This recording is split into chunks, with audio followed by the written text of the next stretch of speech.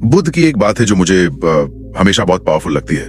हम जैसा सोचते हैं वैसा ही बन जाते हैं। सुनने में बहुत सिंपल लगती है, पर सेल्फ इंप्रूवमेंट और माइंडसेट की पूरी कहानी शायद इसी एक लाइन में है। बिल्कुल, और ये कोई हजारों साल पुरानी आध्यात्मिक बात नहीं है जिसे आज समझना मुश्किल हो, बल्कि आज की हमारी ऑलवेज ऑन नोटिफिकेशन से भरी जिंदगी में ये शायद पहले से भी ज्यादा जरूरी हो गई है। और यही आज हमारी चर्चा का विषय है। हमारे पास एक बहुत ही दिलचस्प स्रोत है, the awakened mind, Buddha's path to inner victory. मुझे जो बात सबसे कमाल की लगी वो ये है कि ये शिक्षाएं आज की हमारी सबसे बड़ी परेशानियों का हल देती हैं। तनाव, चिंता। हाँ, और ये महसूस होना कि हम हमेशा भाग रहे हैं। सही कहा। तो आज की ये चर्चा एक सफर की तरह है। ये सफर बाहर की दुनिया से ध्यान हटाने से शुरू होता है, मतलब अतीत और भविष्य की चिंता छोड़कर, और धीरे धीरे हमारे अंदरूनी मन की तरफ बढ़ता है। हम सोचते कैसे हैं, अपनी भावनाओं को कैसे संभालते हैं, और आखिरकार शांति को अपने अंदर ही कैसे पाते हैं। चलिए तो इस सफर की शुरुआत करते हैं।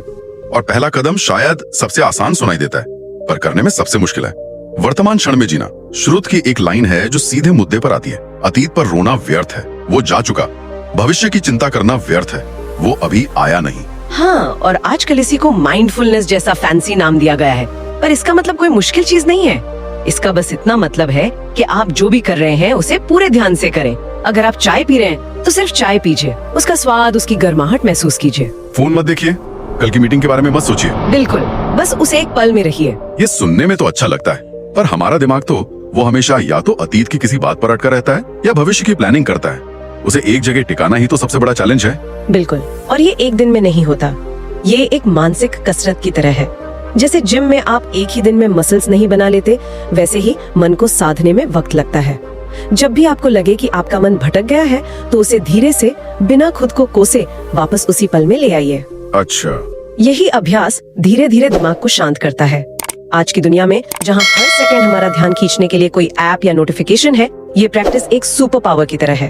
ये बात तो समझ आती है कि वर्तमान में रहने से ध्यान केंद्रित होता है, पर हमारे स्रोत में एक और बहुत गहरा आइडिया है कि हमारा मन सिर्फ ध्यान ही केंद्रित नहीं करता, बल्कि हमारी पूरी दुनिया बनाता है। वही बात, तुम जैसा सोचते हो वैसा ही बन जाते हो। चलिए इसे थोड़ा खोलते हैं। ये बुद्ध की शिक्षाओं का, कह सकते हैं, दिल है। स्रोत में मन की तुलना एक खेत से और हमारे विचारों की तुलना बीजों से की गई है। ये रूपक बहुत शक्तिशाली है। अगर हम अपने मन रूपी खेत में लगातार गुस्सा, जलन, लालच और घमंड के बीज बोएंगे, तो फसल में दुख और बेचैनी के अलावा और क्या उगेगा। ये सुनने में तो बहुत तार्किक लगता है, पर क्या ये वाकई इतना सीधा है? कई बार हम अच्छा सोचते हैं, अच्छा करते हैं, फिर भी हमारे साथ बुरा होता है। ऐसे में इस सिद्धांत पर भरोसा बनाए रखना मुश्किल नहीं हो जाता? ये बहुत अच्छा सवाल है। देखिए, ये सिद्धांत ये नहीं कहता कि आपके साथ कभी कुछ बुरा नहीं होगा। बाहरी दुनिया हमारे नियंत्रण में नहीं है, लेकिन उन बुरी घटनाओं पर हम प्रतिक्रिया कैसे करते हैं, ये पूरी तरह से हमारे नियंत्रण में है। हाँ, बिल्कुल। अगर कोई आपके साथ बुरा करता है और आप बदले में नफरत और गुस्से के बीज अपने अंदर बो लेते हैं, तो आप उसे अपने मन पर कब्जा करने की इजाजत दे रहे हैं। आपने उसे 2 बार जीतने दिया, एक बार बाहर की दुनिया में और दूसरी बार आपकी अपनी आंतरिक दुनिया में। वाह, ये एक बहुत अलग नजरिया है। इसी से जुड़ी एक और लाइन है स्रोत में, जिसने मुझे सच में सोचने पर मजबूर कर दिया। क्रोध की सजा नहीं मिलती, क्रोध से ही सजा मिलती है। बिल्कुल, ये उस रोड रेज जैसा है। जब कोई हमें ट्रैफिक में कट मारता है, हम हॉर्न बजाते हैं, चिल्लाते हैं। वो इंसान तो कब का आगे निकल गया, लेकिन हमारा ब्लड प्रेशर बढ़ जाता है, हमारा मूड घंटों तक खराब रहता है। घर आकर भी हम उसी के बारे में सोच रहे होते हैं। सही बात है। जहर तो हम ही पी रहे हैं, उसे तो शायद पता भी नहीं कि उसने क्या किया। गुस्सा सबसे पहले और सबसे ज्यादा हमें ही जलाता है। तो अगर हम अपनी ही भावनाओं के गुलाम बन सकते हैं, तो इसका मतलब असली लड़ाई किसी और से नहीं बल्कि खुद से ही है। स्रोत में इसी पर एक बहुत गहरी बात कही गई है। सबसे बड़ी जीत बाहरी नहीं, स्वयं पर विजय है। हाँ, हम अक्सर बाहरी चीजों को कंट्रोल करने में अपनी सारी ऊर्जा लगा देते हैं। दूसरे लोग क्या सोचते हैं, प्रमोशन कब मिलेगा, मौसम कैसा रहेगा। बुद्ध की शिक्षा कहती है कि असली शक्ति अपने मन, अपनी भावनाओं और अपनी प्रतिक्रियाओं को जीतने में है। स्रोत की एक और लाइन है जो इसे और मजबूत करती है। हजारों दुश्मनों को हराने से ज्यादा बड़ी बात है अपने मन को जीत लेना। ये सुनने में बहुत बड़ा लक्ष्य लगता है। हाँ, मन को जीतना, अरे ये तो जीवन भर का प्रोजेक्ट है। ऐसा नहीं है कि एक दिन आप इसे जीत लेंगे और काम खत्म। ये हर रोज का अभ्यास है।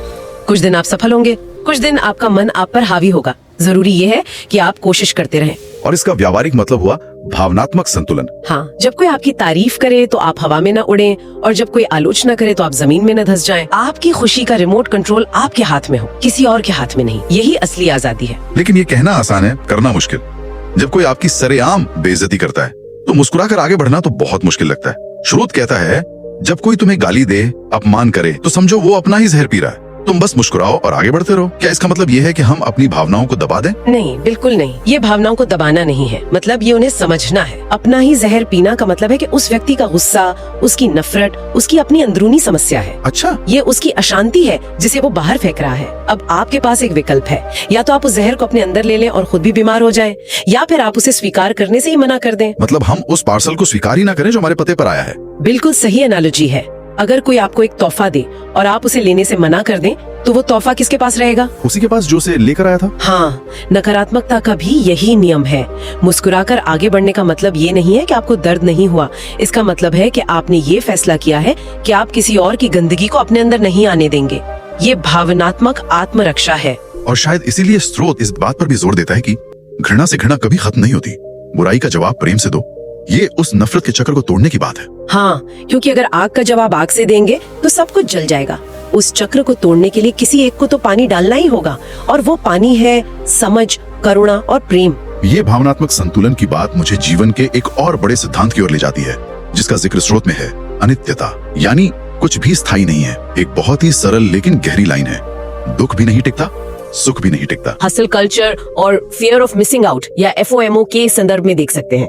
एक तरफ हम हर सफलता को सोशल मीडिया पर पोस्ट करके उससे चिपके रहना चाहते हैं, इस डर में कि ये पल खत्म न हो जाए, और दूसरी तरफ एक छोटी सी नाकामी हमें लगता है कि सब खत्म हो गया। बिल्कुल। तो यह सिद्धांत हमें दोनों ही चरम सीमाओं से बचाता है। यही मध्यम मार्ग का सार है। हाँ, बिल्कुल। इसका मतलब ये नहीं है कि आप जीवन का आनंद लें। इसका मतलब है अपनी उपलब्धियों का आनंद लो, लेकिन अपनी पहचान उससे मत जोड़ो, और अपनी गलतियों से सीखो, लेकिन उन्हें अपनी कहानी का अंत मत बनाओ। यह जीवन के उतार चढ़ाव को एक साक्षी भाव से देखने की कला है, ये जानते हुए कि यह भी बदल जाएगा। यह समझ हमें सुख में अहंकारी और दुख में निराश होने से बचाती है। ये संतुलन और आंतरिक शांति की बात हमें चर्चा के आखिरी हिस्से में लाती है। शांति एक ऐसी चीज जिसे आज हर कोई ढूंढ रहा है। कोई पहाड़ों पर जाता है, कोई किसी आश्रम में, लेकिन स्रोत कहता है शांति तुम्हारे भीतर है, उसे ढूंढने बाहर मत जाओ। ये एक बहुत बड़ी गलतफहमी को दूर करता है। शांति कोई वस्तु या स्थान नहीं है जिसे बाहर खोजा जा सकता है। ये मन की एक अवस्था है।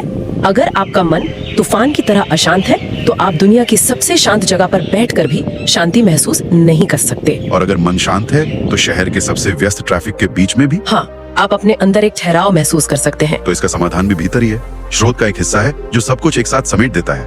अपने मन को शांत करो और पूरी सृष्टि तुम्हारे साथ शांत हो जाएगी। यह अंतिम सूत्र है। इसका मतलब यह नहीं है कि आपके मन को शांत करते ही दुनिया में शोर बंद हो जाएगा।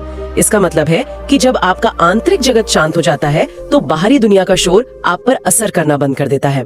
आपको दुनिया वैसी ही नजर आने लगती है जैसा आप भीतर से होते हैं।